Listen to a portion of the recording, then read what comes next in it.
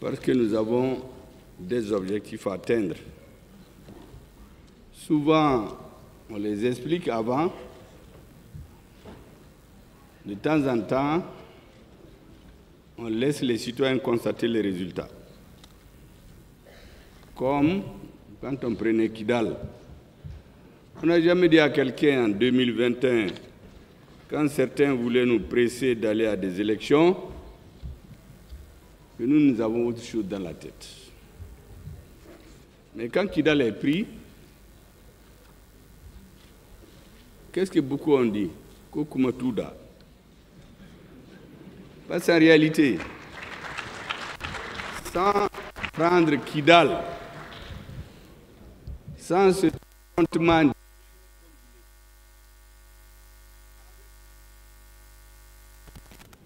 et que la question soit tranchée définitivement devant l'histoire, aucune autre question ne pouvait être résolue de façon définitive. Aujourd'hui, nous sommes à une autre phase. Et j'ai expliqué souvent aux uns et aux autres qu'après la conquête ou la reconquête, qui est toujours dans les faits l'affaire d'une minorité déterminée de dirigeants, pour reconstruire la paix, c'est tous les Maliens. Aucune minorité ne peut construire la paix.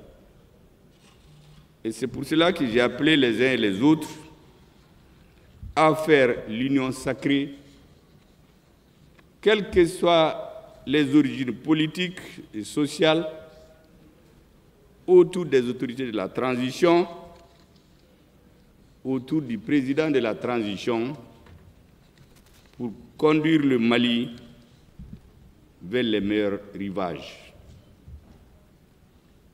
Mesdames et messieurs, je ne vais pas citer tous ceux qui sont présents parce que quand le présentateur a cité, on se demandait est-ce que tout ce monde allait contenir dans cette salle. Mais je comprends que beaucoup ne comprennent pas ce qui se passe actuellement. Notre rôle, c'est d'expliquer.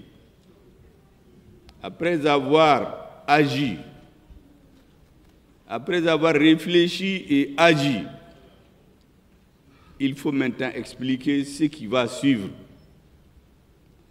Parce que dans une société, vous avez trois grands acteurs. Vous avez le peuple, c'est les 98%. Vous avez l'élite dirigeante, peut-être 1%. Et l'élite opposée à celle-ci, qui a vocation à devenir élite dirigeante un jour, qui fait à peu près 1%. La bataille, en réalité, dans toutes les sociétés, pour ceux qui comprennent bien, c'est entre ces trois groupes. Les deux derniers cherchent chacun à convaincre le premier, qui est le peuple, parce que c'est lui, en dernier ressort, qui décide. Et au sein du gouvernement de transition, nous avons une claire conscience du fait que le centre de gravité de la transition, c'est le peuple. Et aussi longtemps que le peuple va soutenir la transition, elle va réussir.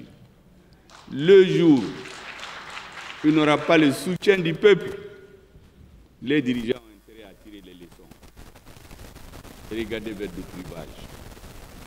Beaucoup se rappellent le 4 juin 2021.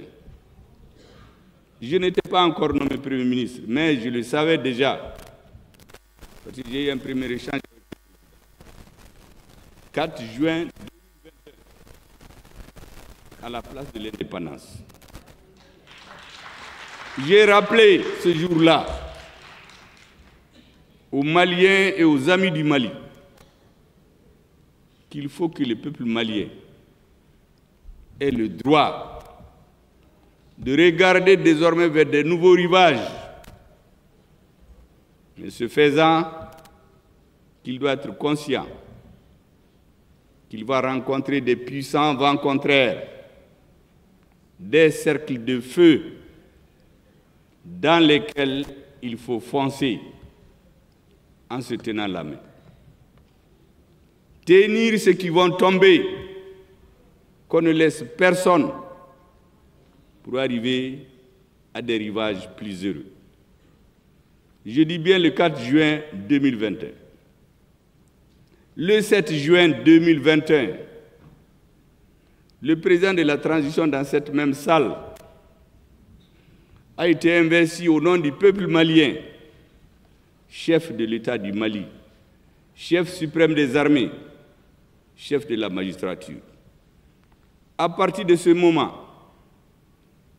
il a nommé un Premier ministre et il a fixé le cap.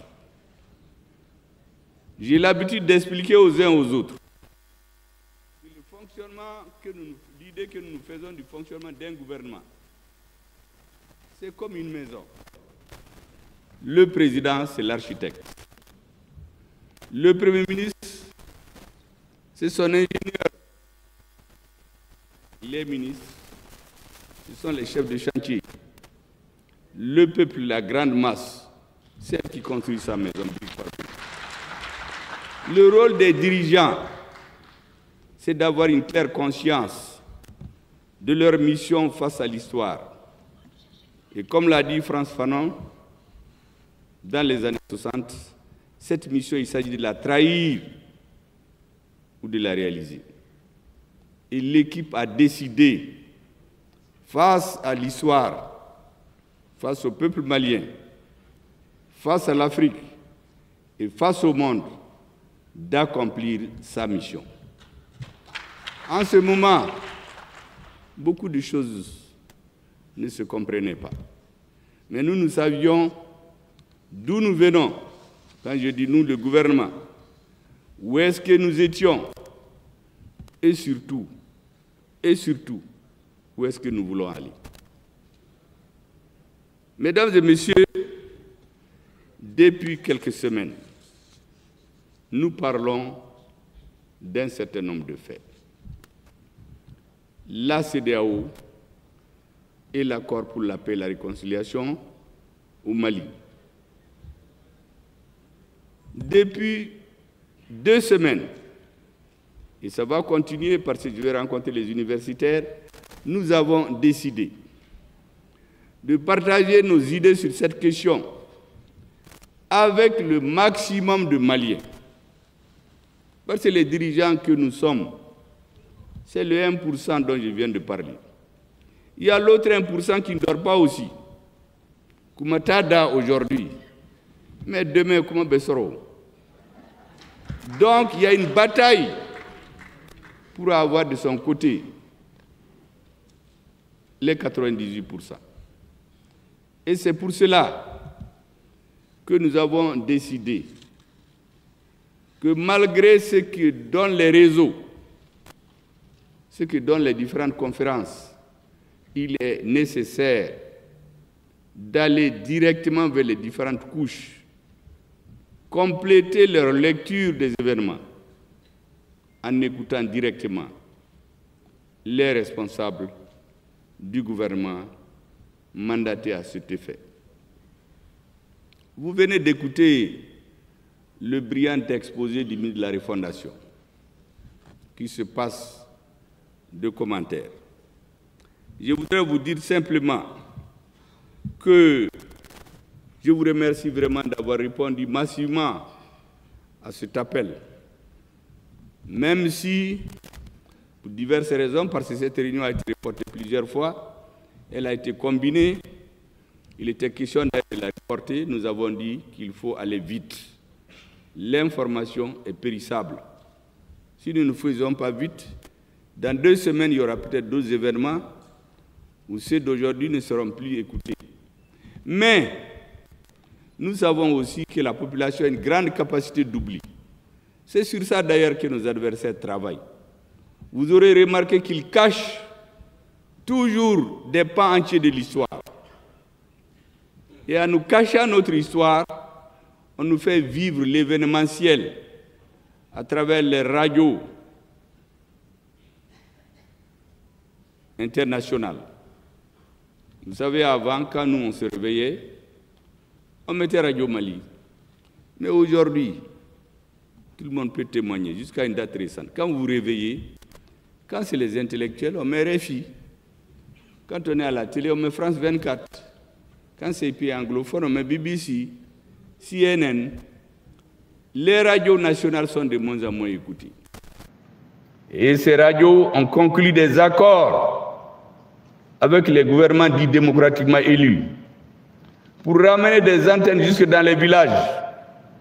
Ce qui fait que nos grands-mères, quand elles se réveillent, elles n'écoutent ce que les gens pensent à Paris, à Londres ou à Washington.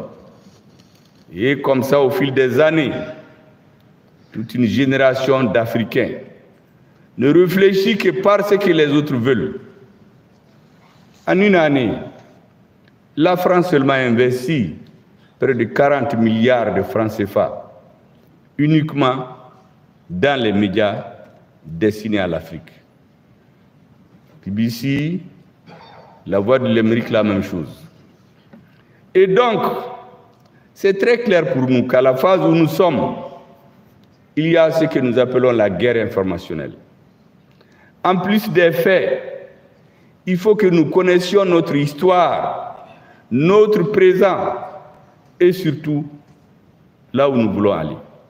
C'est ce qui explique ces conférences multiples. Celui qui suit la même chose, il s'ennuie, par exemple, les ministres qui regardent les mêmes choses à toutes les séances, certains se disent même, j'ai déjà entendu ça.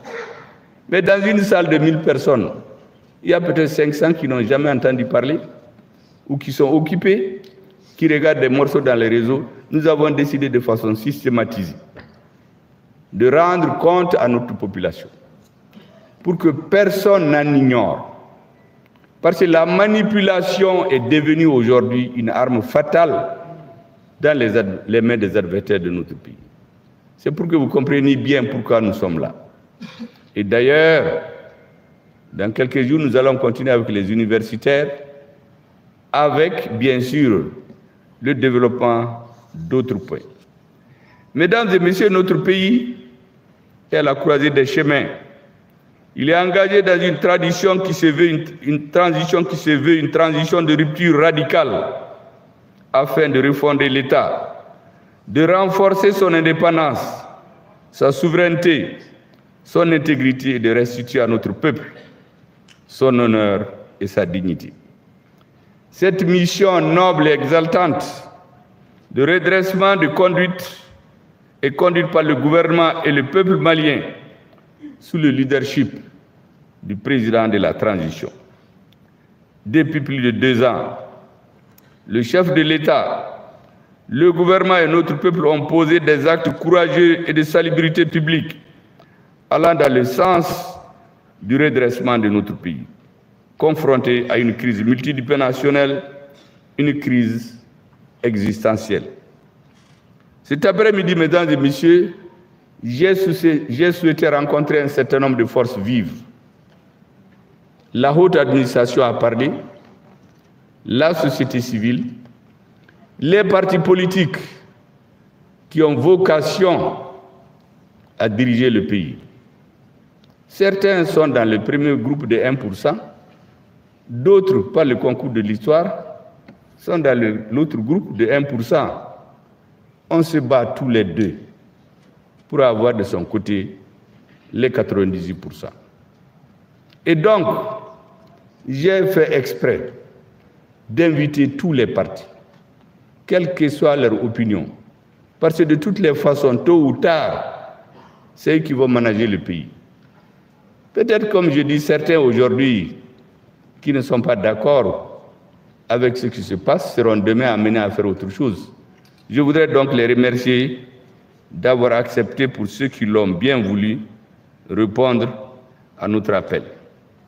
Mesdames et messieurs, cet après-midi, j'ai souhaité vous rencontrer dans le cadre de nos échanges périodiques et de l'obligation de rendre compte aux forces vives que nous nous sommes imposées en toute transparence sur deux sujets majeurs, j'allais dire deux décisions de très haute portée, engageant l'avenir de notre pays et le devenir de notre nation.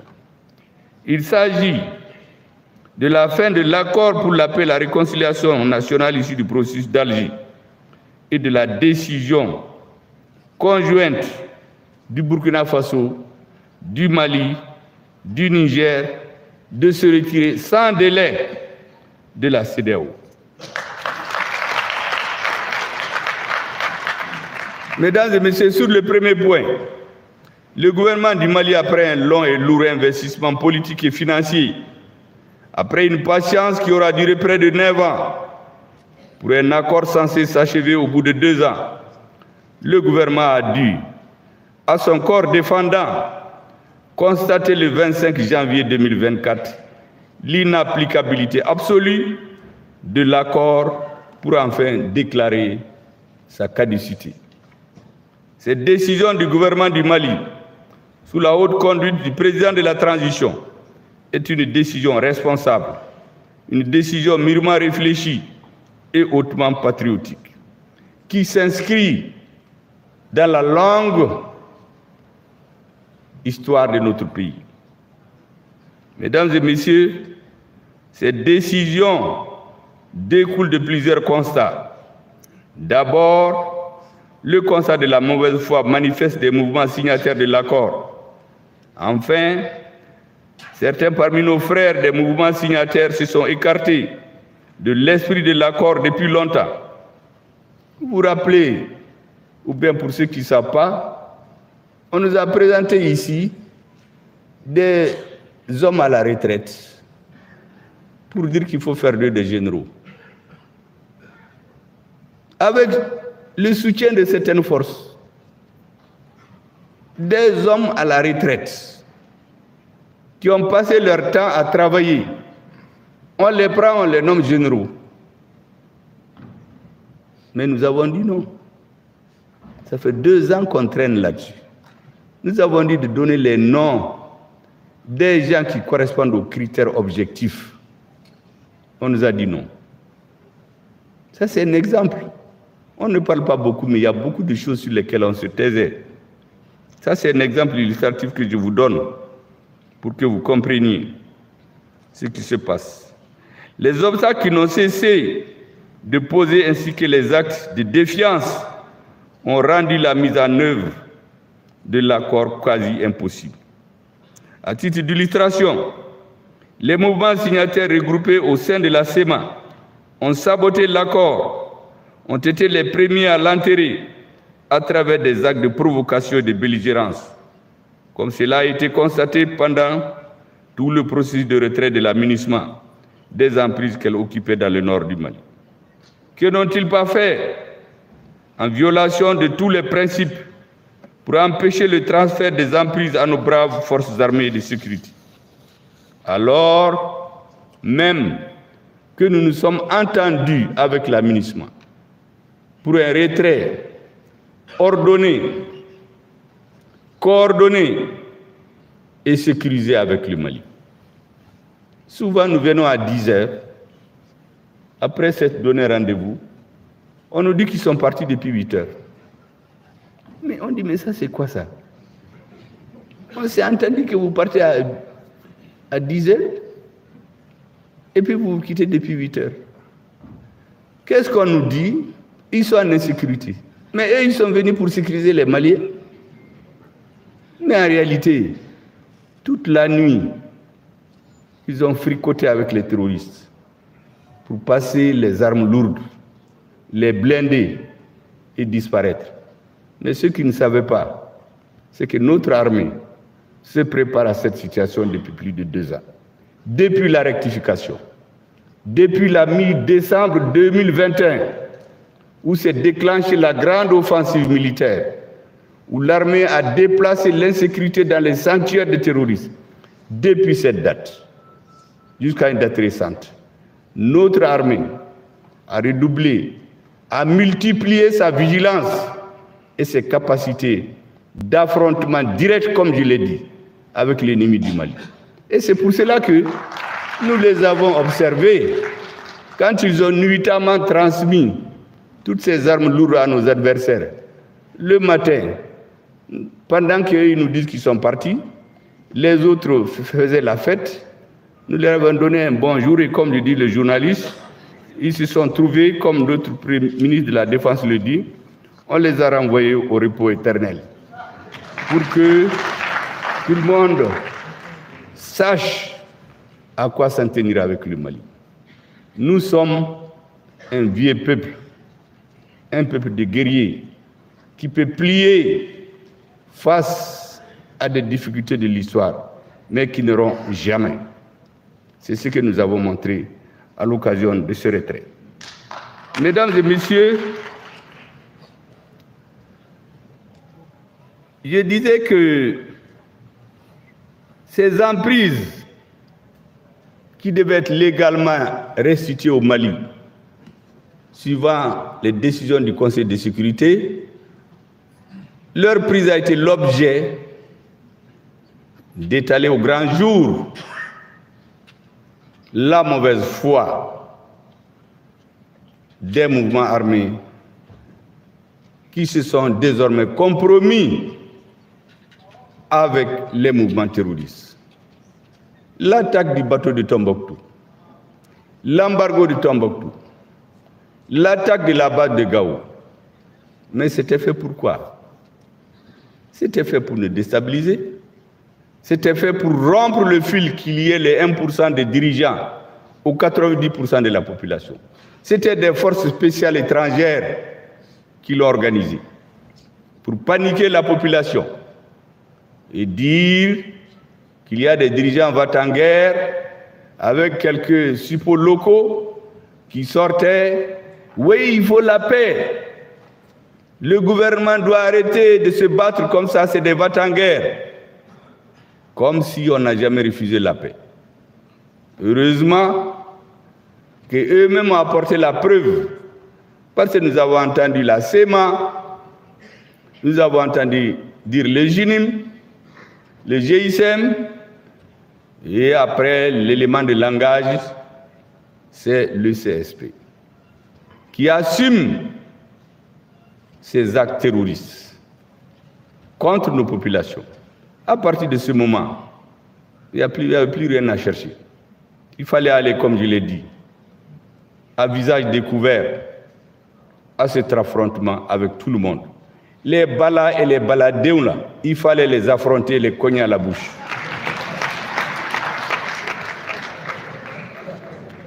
Mesdames et messieurs, dans cette situation, je ne cesserai jamais de saluer le courage, la bravoure et le professionnalisme des forces armées de sécurité du Mali, qui n'ont ménagé aucun effort et qui continuent de se sacrifier pour rendre à notre pays son intégrité territoriale et sa souveraineté.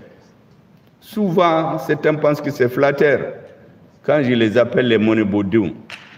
Parce que aussi longtemps qu'ils n'avaient pas tranché cette question de Kidal, les Maliens ne pouvaient rien faire. Mais pour trancher cette question, il fallait des hommes déterminés. Et ces hommes se sont trouvés au sein de nos forces armées de sécurité. Ce qu'elles ont accompli le 14 novembre 2021 à Kidal, avec dévouement et une science avérée de l'art de la guerre, se passe de commentaires et est digne d'être enseigné dans les grandes académies militaires du monde. Faut-il le rappeler encore, l'occupation des emprises laissées vacantes par l'aménagement revenait de droit aux forces armées de sécurité, et uniquement à elles, conformément à la résolution 2690 adoptée le 30 juin 2023 par le Conseil de sécurité. En s'attaquant aux FAMA, successivement à Ber en septembre 2023, puis à Néfis, à Tessalit, à Kidal, à Guelhok, en organisant des blocus et des exactions contre les populations civiles et plusieurs localités du nord de notre pays, les mouvements signataires ont ouvertement revendiqué leur collision avec les groupes armés terroristes et ont ainsi démontré qu'ils n'étaient plus des partenaires pour la construction de la paix. La décision du gouvernement de déclarer caduc l'accord pour la paix et la réconciliation issu du processus d'Alger et aussi la conséquence logique du manque de résultats de la médiation internationale conduite par la République d'Algérie. Le Mali a placé une confiance aveugle en la communauté internationale en acceptant une équipe de médiation, qu'une équipe de médiation soit le garant de la mise en œuvre de l'accord signé en 2015 à Bamako, dans cette même salle. Cette confiance n'a pas produit les effets escomptés. Le Mali a même été trahi dans sa bonne foi, comme on a pu le constater, voire dans l'attitude de certains acteurs pendant le retrait de l'aménagement. Je viens de vous appeler. Rendez-vous 10 h, votre partenaire quitte à 8 h. Vous venez à 10 h, on vous dit qu'il est déjà parti. Il ne vous reste qu'à tirer les leçons. Oui, l'armée malienne, je l'affirme ici, a été trahie, abandonnée, mais fort heureusement, ne s'est jamais laissé piéger. Comme je vous l'ai dit, de longue date, l'armée avec les chefs militaires auxquels je rends un hommage mérité ont préparé cette date fatidique qui est arrivée. Elle a été préparée et gagnée avec maître de maître. La récente tension diplomatique avec l'Algérie, chef de file de la médiation internationale, est la conséquence d'une série d'actes hostiles et inamicaux contre le Mali, pour lesquels notre gouvernement a élevé la plus vive protestation. Parmi ces actes, on peut citer de façon non limitative l'accueil sans concertation ou notification préalable et au plus haut sommet de l'État algérien des citoyens maliens subversifs et des citoyens maliens poursuivis par la justice dans notre pays pour actes de terrorisme. L'existence sur le territoire algérien de bureaux assurant la représentation de certains groupes signataires du défunt accord devenus aujourd'hui des acteurs terroristes. Depuis ces bureaux, ils agissent à visage découvert contre la sécurité nationale du Mali en toute impunité. La volonté des autorités algériennes de vouloir maintenir le régime des sanctions des Nations Unies concernant le Mali au cours du sommet du mouvement des non-alignés qui s'est tenu en Ouganda au mois dernier, alors même que notre pays a demandé et obtenu de l'ONU la fin du régime des sanctions, et c'est la grâce à l'utilisation du veto de notre partenaire stratégique aujourd'hui, j'ai nommé la Fédération de Russie. Vous savez que ce régime de sanctions souvent a été imposé à des citoyens maliens tout simplement parce qu'ils ont refusé de trahir leur pays. Quand vous ne faites pas leur jeu, souvent, on inscrit vos noms sur la liste des personnes à sanctionner. Alors que ceux qui organisent la mort des Maliens empêchent à Kidal, à Taoudeni, à Gao, à Tombouctou, aux enfants d'aller à l'école, ont leurs enfants dans les grandes écoles ici. En Occident, en 3-4 passeports, sont reçus comme des grands élus de la République du Mali. Voici la situation que notre pays avait. Mesdames et messieurs, je voudrais rappeler qu'en plus des points que j'ai cités, vous avez l'incapacité du médiateur à faire respecter par les mouvements signataires leurs obligations au titre du dit accord, alors même que ces derniers ont clairement démontré qu'ils n'appliquent plus de bonne foi l'accord pour la paix et la réconciliation nationale. Le manque de volonté des mouvements signataires à mettre en œuvre l'accord a entraîné l'enlisement, puis l'affaiblissement de l'accord, dont les dividendes ne profitaient plus au processus de paix ni aux populations du Nord. Elles ne profitaient qu'à une minorité, une oligarchie constituée au Mali, qui se fait élire, qui a infiltré toutes nos administrations, l'armée, les partis politiques, l'administration, et ont pris le Mali en otage. Illustration, depuis 10 ans, on exploite de l'or. Le ministre de la Refondation vient de le dire, en grande quantité. Mais les populations de Kidal ne voient pas ce tort. Gao, Menaka, Taoudeni, Tombouctou, il y a une minorité qui est distribuée suivant un réseau aux membres de l'oligarchie et les restes va là où vous savez. Avec l'AES, je crois qu'on va tenter d'y mettre fin petit à petit. Je donne souvent un exemple. Récemment encore, dans un pays de l'OCDE, on a présenté, il y a un pays qui a présenté la quantité d'or qu'il importe du Mali par an. On l'a évalué en CFA. On a fait la même évaluation de la quantité d'or que les services maliens déclarent exporter dans ce pays. J'ai fait la différence. Vous avez la différence entre ceux qu'ils ont déclaré, qu'ils ont reçu, parce que ça, c'est sur une bourse des valeurs, et ce qu'on déclare ici. La différence est l'équivalent du budget national du Mali.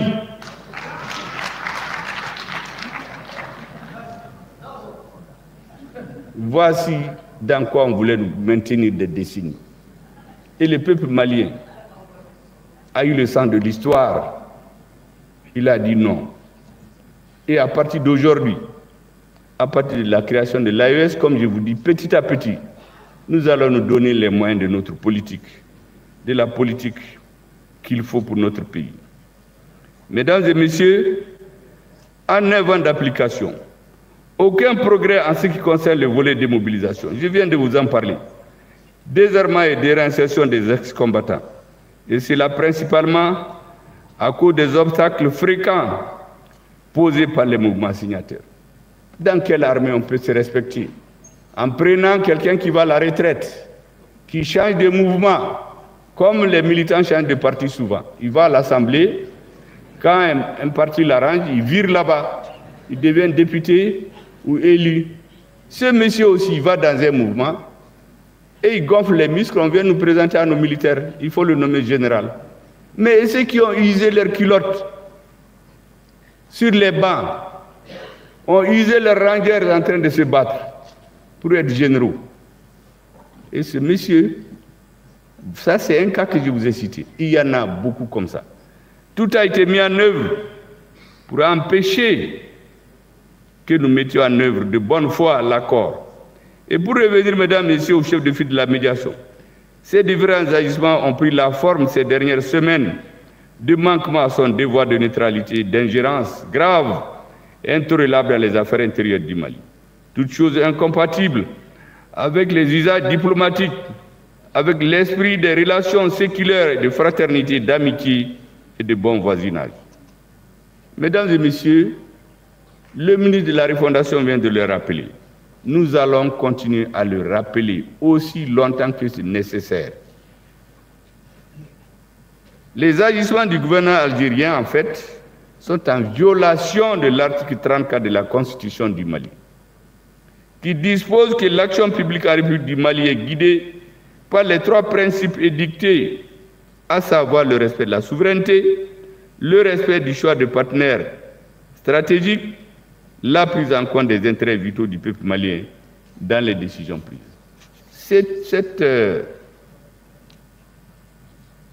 Ce texte-là, jusqu'à une date récente, certains disaient, oui, c'est le président qui a dit.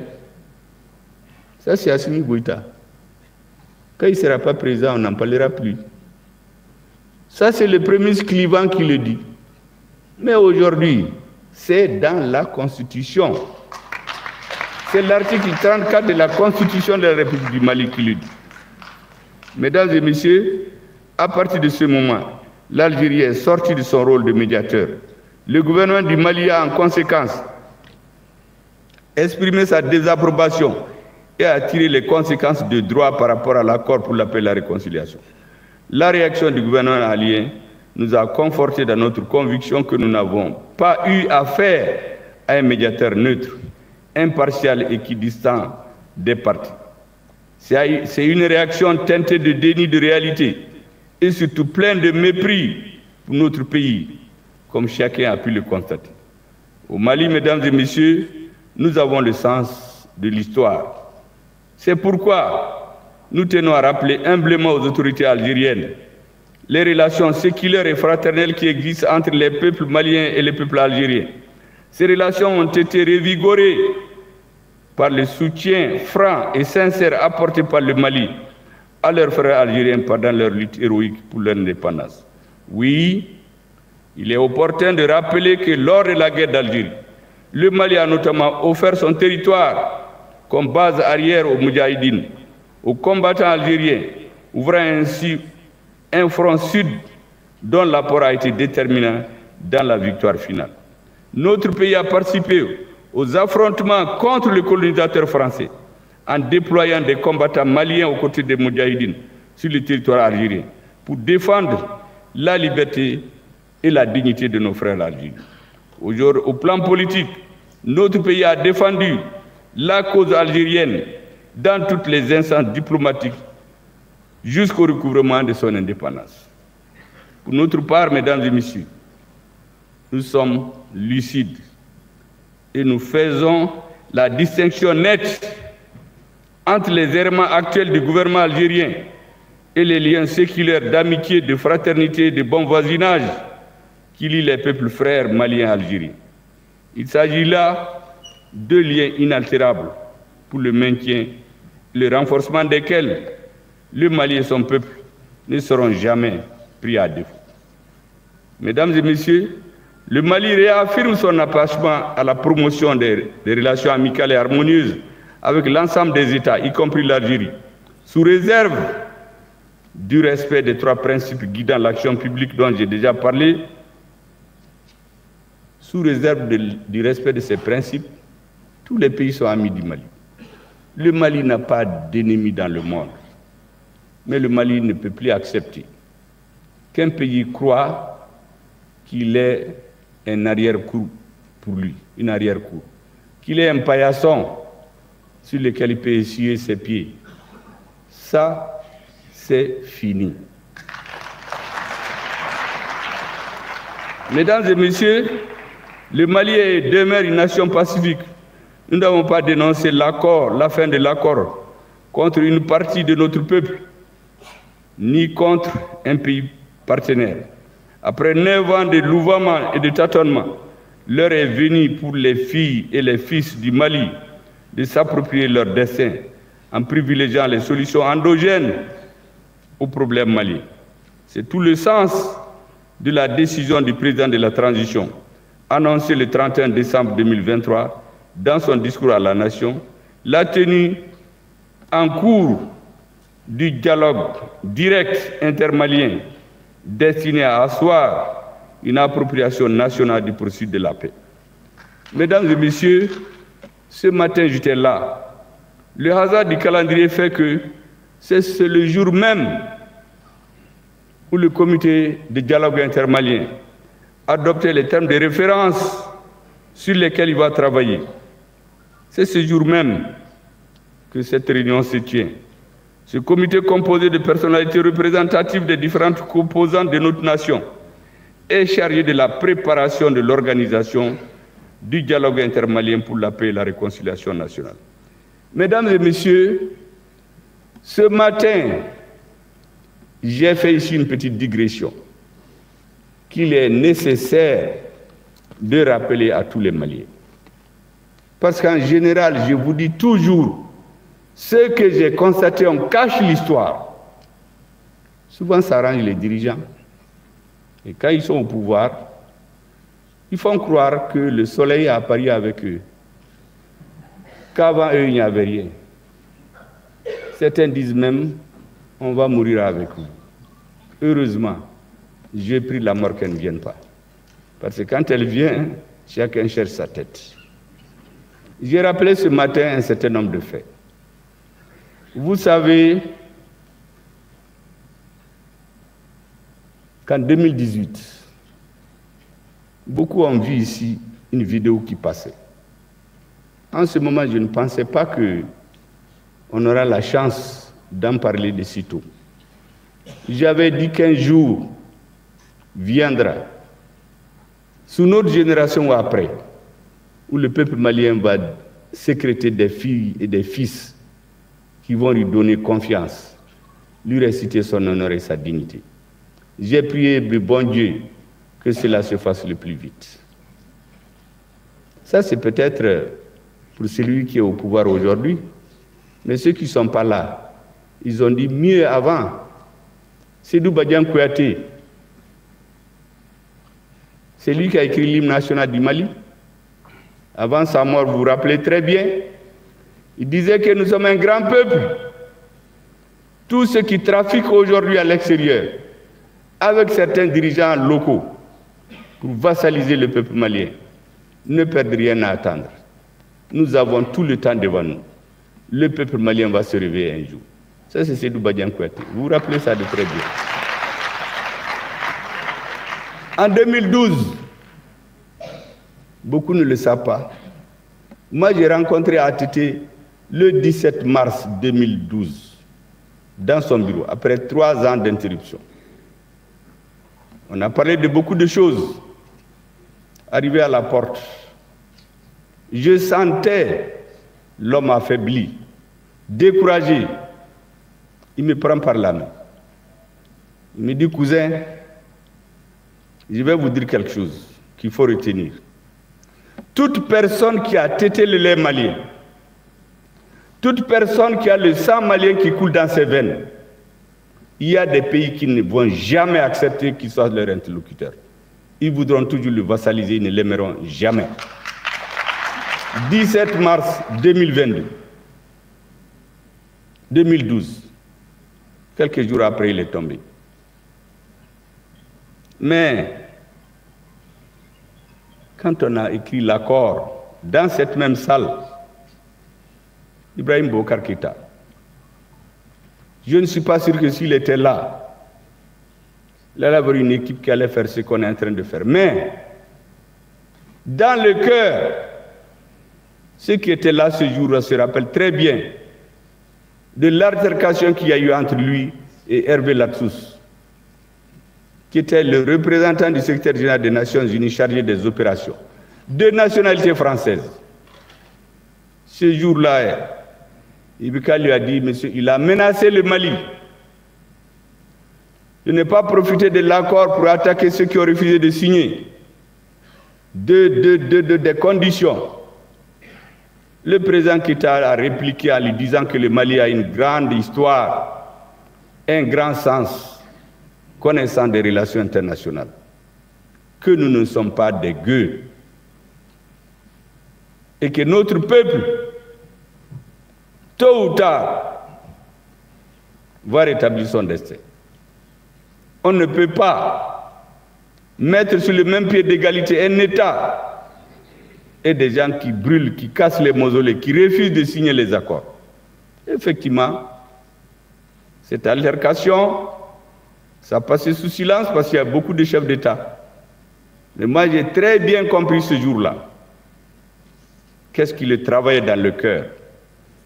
Impuissant, comme beaucoup de Maliens, mais se disait toujours que nous aurons des ressources pour redresser notre pays.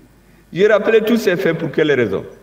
C'est pour vous dire qu'au Mali, il y a un fil conducteur chez les dirigeants. Quelle que soit la personne, comme ATT me l'a dit, qui a tété le lait malien, qui a du sang malien qui coule dans ses veines, il y a des choses qu'il ne l'acceptera jamais. Il peut plier, mais il ne va jamais rompre. Et aujourd'hui, c'est leur petit-fils et leur fils, le colonel Assimi Goïta. Donc vous vous rappelez très bien, quand les militaires ont pris le pouvoir, ils ont rencontré les anciens chefs d'État qui étaient disponibles. Vous vous rappelez, l'ancien président Moussa Traoré les a reçus.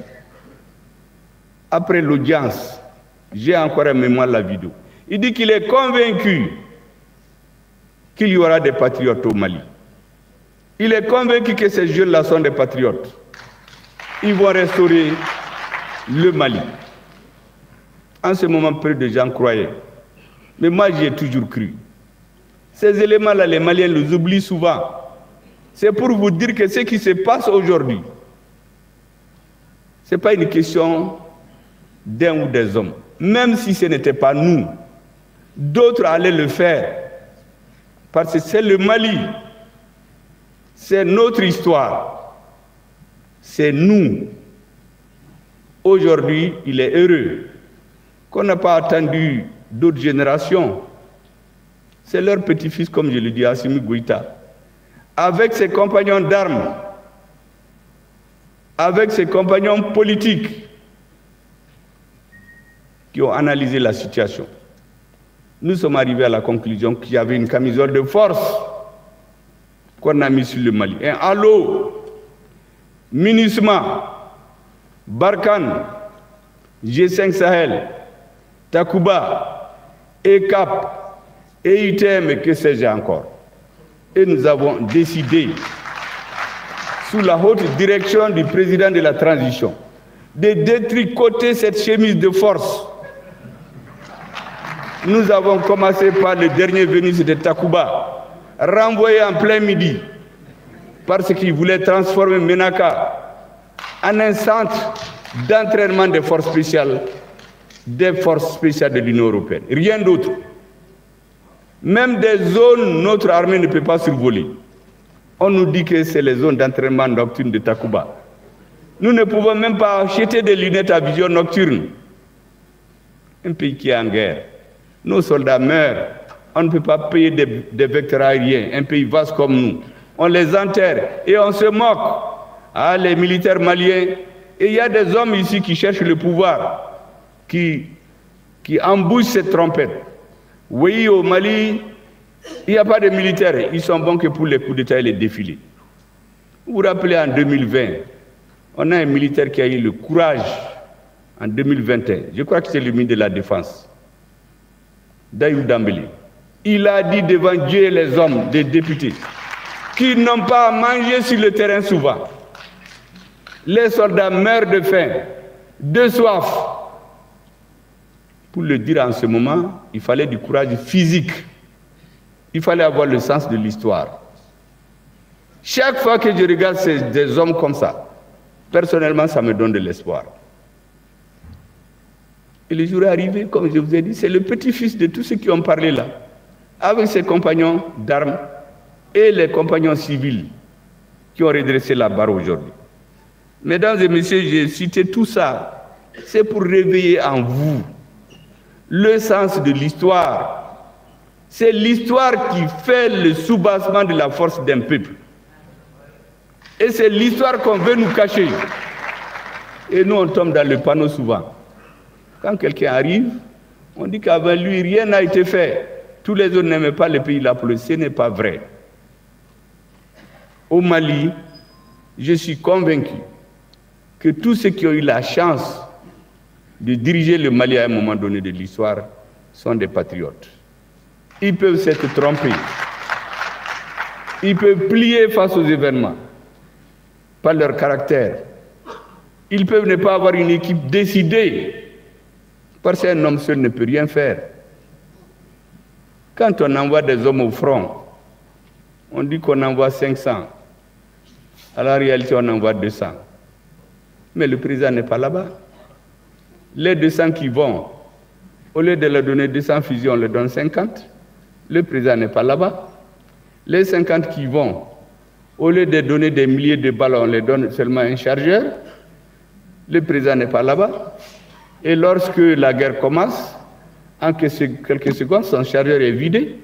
Mais l'autre a toute une chaîne, les terroristes. Voici le sort triste qui était réservé à nos militaires. Ça, il fallait en être conscient et relever ce défi. Mesdames et messieurs, le comité qui vient d'être mis en place, il va travailler dans le sens que les Maliens veulent. Mesdames et messieurs, honorables invités, le deuxième sujet que je vais aborder, ça ne va pas être très long, parce que beaucoup sont fatigués. C'est l'après-midi. Mais c'est nécessaire. Dans ce que je dis, il y a à boire et à manger. Dans ce que je dis, il y a à boire et à manger. Ceux qui somnolent, Quand ils vont se réveiller, ils vont voir sur les réseaux la partie qui les intéresse. Et nous, ce qui nous intéresse, c'est d'accomplir notre mission. C'est de délivrer le message.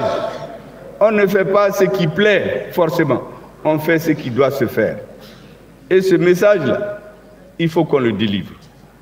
Mesdames et messieurs, ce deuxième sujet a trait au retrait du Burkina, du Mali et du Niger de la CEDEAO. Comme vous le savez, les organisations intergouvernementales, les organisations régionales sont basées de prime abord sur le principe de la solidarité, sur la mise en commun des moyens afin de réaliser des buts communs et des objectifs partagés.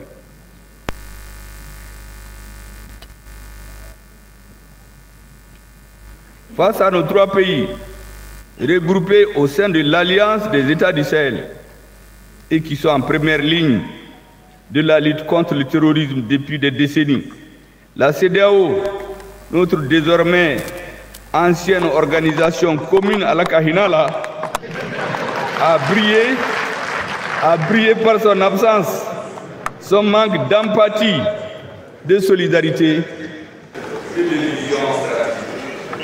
Après avoir observé nos États se battre seuls pour leur survie, peut-être dans l'espoir de devoir englouti par la horde terroriste, la CEDEAO a décidé d'imposer contre le droit et contre le bon sens des sanctions drastiques et illégitimes à nos États. Vous savez, ces sanctions n'avaient pas de objectifs. C'était pour renverser les pays. Magistralement, où nous avons des grands économistes qui sont venus nous faire des démonstrations que le régime ne tiendra pas plus de cela. Des grands économistes, c'est pas aussi ça. En tout cas, pas dans notre gouvernement, on est ça. Ils sont allés regarder ailleurs. Je crois qu'ils n'ont pas ça dans le monde. Ce n'est pas le gouvernement.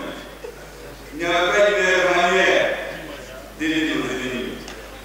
Les groupes armés terroristes contre lesquels nos États sont en guerre.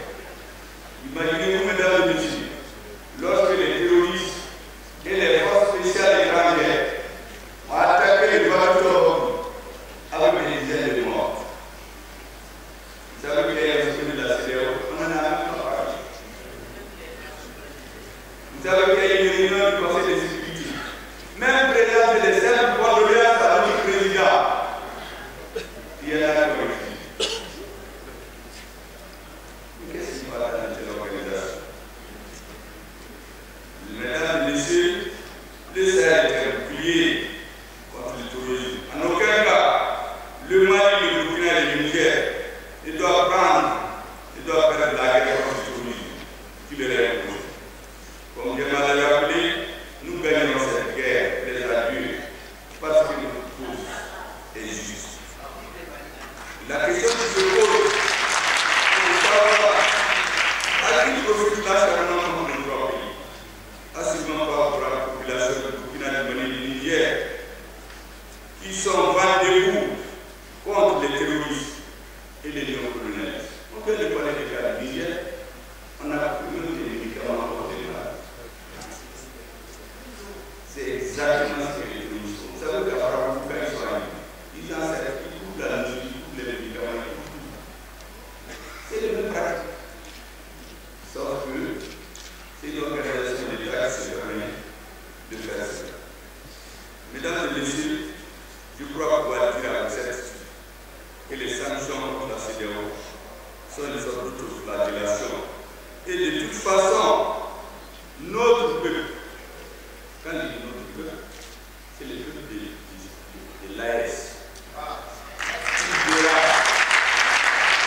comprend, nous avons une claire conscience que dans l'histoire, tout ce qui est bien pour l'humain, l'humanité, ça passe par des douleurs. Toutes les grandes nations ont passé par des périodes difficiles pour arriver là où ils sont. Vous parlez du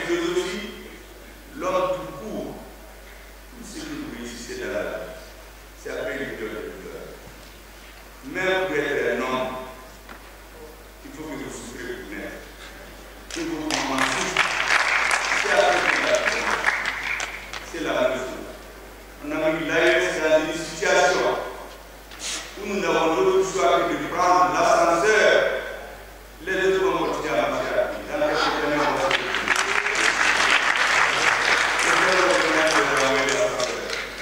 Je dirais attention, l'ascenseur ou l'escalier. On ne peut pas venir au 80 étages individuels sans prendre ni l'ascenseur ni l'escalier. Sinon, vous allez le casser. Donc, patienter et discuter avec les dirigeants de ce monde. Messieurs, mesdames et messieurs, la sécurité est devenue une menace. Vous savez que lorsque nous avons décidé ensemble que nous avions des informations plus ou moins précises, comme vous voulez attaquer le Niger, sous le coup de la sécurité, c'est des forces des pays extra-africains qui ont utilisé la sécurité comme un cheval de Troie pour renverser les résultats de l'AES. Et nous avons compris très bien. Les barbares de cette affaire-là, c'est le Mali. Quand on va finir avec les barbares, si les Niger tombaient de tous les Burkina, après, ils vont se concentrer sur le Mali. Mais ceux qui ont oublié les époques européennes, il y a d'autres dirigeants au Mali, d'autres dirigeants au Niger, d'autres dirigeants au Burkina Faso. Et nous avons fait, contre l'attaque de tous ces messieurs-là, une alliance militaire où nous avons été clairs. Je l'ai vu plusieurs. Nous n'accepterons pas qu'on touche au cheveux d'un de nos partenaires. Celui qui touche les cheveux du Niger, idem pour le Burkina, idem pour le Mali. Et aujourd'hui, nos peuples sont liés par les desseins. Nous devons tout faire pour rester ensemble. Nous avons d'ailleurs pas de choix en ce qui concerne les dirigeants. Les peuples sont déjà en avance. Mesdames et messieurs, c'est face à cette situation que le capitaine Ibrahim Traoré du Burkina Faso, le colonel Assimi Goïta du Niger, le général Abdourahmane Tiani du Mali, bon, je pense que c'est AES.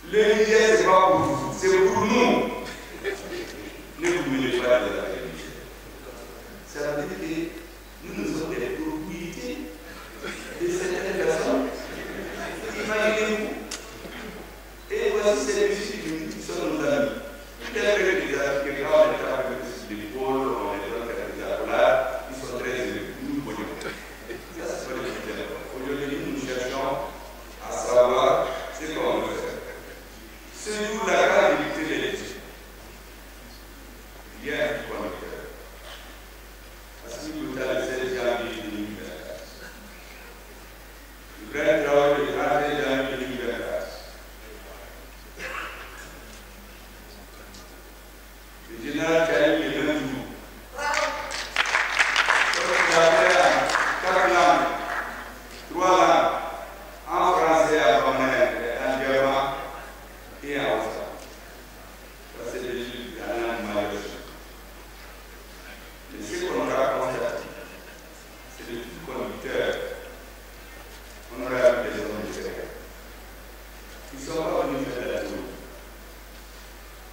tous des hommes de terre. Tous ont vécu dans leur chair et dans leur âme les actes de trahison, les coups de jeu dont notre gouvernement nous a. Ils ont dit ce qu'ils pensent. Il a apporté aux intellectuels de nos pays, à la jeunesse, aux universitaires, aux politiques, de théoriser ce qu'ils ont dit. Parce que comme je disais, la pratique, c'est la théorie et la règle. Et la théorie, c'est la pratique. Et ne peut pas gratuit. Pour l'intérêt des peuples africains, il ne faut pas sectorialiser ce qui est en train de se faire. Ils nous ont montré le chemin. Il a apporté aux universitaires, aux intellectuels, aux hommes d'affaires, à vous la solliciter, aux politiques, d'avoir un fil conducteur. Nous ne voulons plus jamais que quelqu'un vienne s'imposer à nous. Il faut donc théoriser, distiller leur vision auprès du plus grand nombre de jeunes de notre pays, qu'à l'avenir, notre pays puisse, notre pays de l'AES, j'allais dire, parce qu'en réalité, aujourd'hui nous avons les dessins liés, question d'organisation et de prudence, nous parlons de confédération, quelqu'un m'a demandé de pourquoi. J'ai dit, mais les équipes actuelles ne font rien sans réfléchir. Les deux armées se réunissent de l'indépendance. Ils ont été ensemble, mais pourquoi ils sont divisés? Il faut se poser ces questions. Vous savez qu'une fois, on a signé des alliances. Le président est venu chez lui. Et puis, je ne vous dirai pas ce qu'il a dit d'abord. Je dis si. Ça, c'est pas ça. Il a président Moutou. Il a dit il vient de me dire que c'est pas. Et c'est déjà que nous avons. Nos spécialistes réfléchissent sur chacun des points et soumettent en dirigeant qui vont se mettre à ça. Je vais donc terminer ce discours, mesdames et messieurs, par un appel. Avec lequel je commence. J'ai dit que notre armée, une minorité de Maliens, décidée avec les raisons politiques, on fait le boulot de son stabilité alimentaire. Aujourd'hui, ce n'est pas eux qui vont construire le Mali, et ceux qui font pour construire le Mali, c'est tout le monde. Les hommes ont appelé la coupe des enfants. Tous, je prends des femmes dans mon village. Il y a des gens qui se donnent la série, mais ils ne savent pas ce qu'ils viennent nous expliquer. Mais s'ils le savent aujourd'hui, ils veulent participer à la refondation du Mali. Personne n'a le droit de se prévaloir d'une quelconque légitimité historique pour exclure les autres Maliens. Il a fait ce qu'il voulait Maliens. De la même manière, notre armée a fait l'union sacrée autour des chefs militaires et des leaders de la transition. Et nous, les politiques, on a continué à parler, il y en a qui parlent la parole à Sénégal, mais nous, on sait ce que ça vaut. De la même manière, cette minorité a il faut que maintenant la majorité se lève. Wadi sera que tous les Maliens se lèvent, dans les institutions nationales, créer une union sacrée autour des nouvelles orientations de la transition pour rendre irréversible le processus de refondation de notre pays. Merci beaucoup.